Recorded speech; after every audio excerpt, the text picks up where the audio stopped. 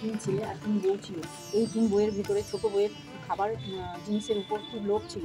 ঘরের খাবার জিনিস সে নিজে চুরি করে খেত আর সমস্ত দোষ চাপিয়ে দিত বাড়ির পোষা একটা কালো বিড়ালের উপর। বিড়ালটা ছিল মা ষষ্ঠীর বাহন। সে রোজ গিয়ে মা ষষ্ঠীকে এই চুরি করে খাওয়ার সব কথা বলে দিত। কিন্তু ছোট বউ নিজের দোষ কখনো স্বীকার করতো না। এমনি করে জ্যৈষ্ঠ মাসের শুক্লপক্ষে ষষ্ঠী তিথিতে অরণ্য ষষ্ঠীর ব্রতের দিন এসে এসে পড়লো। ব্রাহ্মণী ব্রত করবে, বাড়িতে হবে আনন্দ উৎসব। ব্রাহ্মণীর পুজোর জন্য নিজের হাতে পায়েস, মিষ্টি, ক্ষীর ও নাড়ু তৈরি করলো এবং ছোট বউকে বলল, বৌমা আমি চানটা সেরে আসছি, তুমি ততক্ষণ এখানেই বসো, দেখো যেন বেড়ালটা কোনো জিনিসে মুখ না দেয়। ব্রাহ্মণী চলে গেল চান করতে। এদিকে ওই সব ভালো ভালো খাবার দেখে বউ আর লোভ সামলাতে পারলো না। মিষ্টি, ক্ষীর, পায়েস, দই যা পারলো তাড়াতাড়ি খেয়ে নিল আর একটু দই নিয়ে বেড়ালের মুখে মাখিয়ে দিল।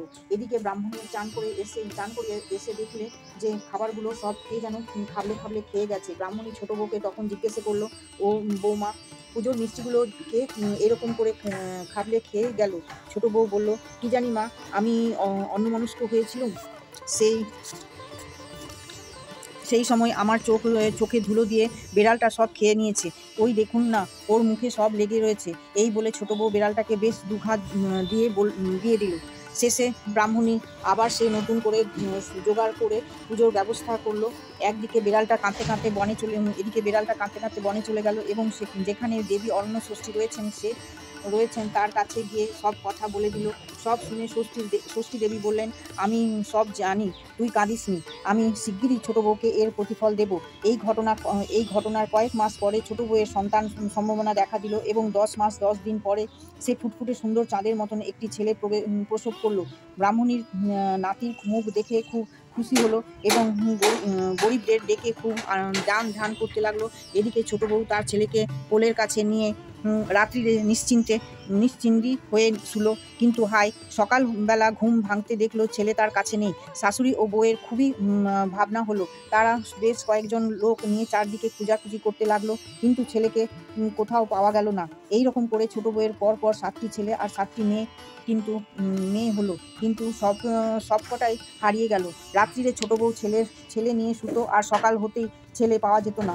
তখন পাড়ার সকলেই বলতে লাগলো যে ছোট বউ মানুষ নয়, নিশ্চয়ই রাক্ষসী, ছেলেগুলোকে সে নিশ্চয়ই খেয়ে ফেলে। এই বউকে কিছুতেই বাড়িতে রাখা উচিত নয়, ওকে এক্ষুনি বাড়ি থেকে তাড়িয়ে দেওয়া উচিত। পাড়ার লোকের সব কথাই ছোট বউয়ের কানে গেল। এই সে আর সহ্য করতে পারলো না, নিজেই বাড়ি ছেড়ে একদিন বনে চলে গেল। সে বনে গিয়ে কেঁদে কেঁদে বলতে লাগলো, আমার কি হলো মা ষষ্ঠী, তুমি আমায় 7টি ছেলে আর 7টি মেয়ে দিয়েও সব কেড়ে নিলে কেন মা?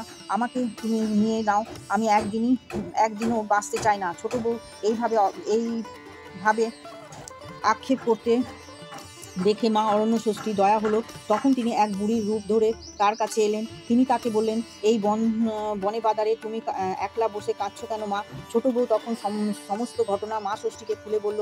মা ষষ্ঠী তখন বললেন, ওরে বেটি, আসল কথাগুলো সব লুকিয়ে রাখলি কেন?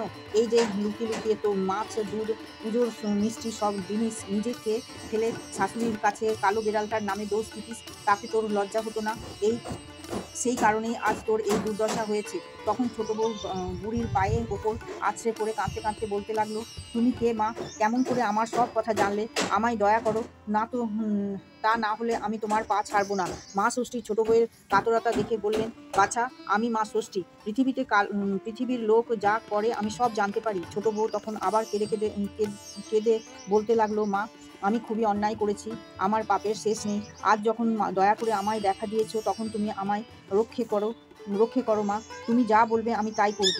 মা ষষ্ঠী তখন বললেন যে, দেখো, পথের ধারে ওইখানে একটা মরা বেড়াল পচে পড়ে রয়েছে। যদি এক হাঁড়ি দই ওই বেড়ালটার গায়ে ঢেলে দিয়ে সেই দই জিভে দিয়ে চেটে ফের হাঁড়িতে তুলতে পারো, তবে তোমার সব ছেলে আবার ফিরে পাবে। এই কথা শুনে ছোট বউ একটু দেরি করলো না। এক হাঁড়ি দই এনে সে পচা বেড়ালটার গায়ে ঢেলে দিল এবং পরে জিভ দিয়ে চেটে সমস্ত দই আবার হাঁড়িতে তুলে এনে মা ষষ্ঠীকে দেখালো। মা ষষ্ঠী ও ছোট বউয়ের এর ছেলে মেয়েদের নিয়ে আগের থেকেই দাঁড়িয়েছিলেন। তিনি ছেলে মেয়েদের ছোট বউকে দিয়ে বললেন, এই নাও তোমরা তোমার ছেলে মেয়ে, এই অমৃত দই দিয়ে সকলের কপালে ফোঁটা দাও আর তাদের নিয়ে আনন্দে সুখে ঘরকন্যা করো। আর কখনো পুজোর জিনিস লুকিয়ে খেয়ে আমার বাহনের নামে দোষ দিও না। ছেলে মেয়েদের দূর দূর মরে যা কখনো বলো না। অন্য কাউকে যদি বলতে শোনো তাও তুমি মা ষষ্ঠীর দাস ও ষাট ষাট বলে এই সব কথা বলে মা অরণ্য ষষ্ঠী অদৃশ্য হয়ে গেলেন।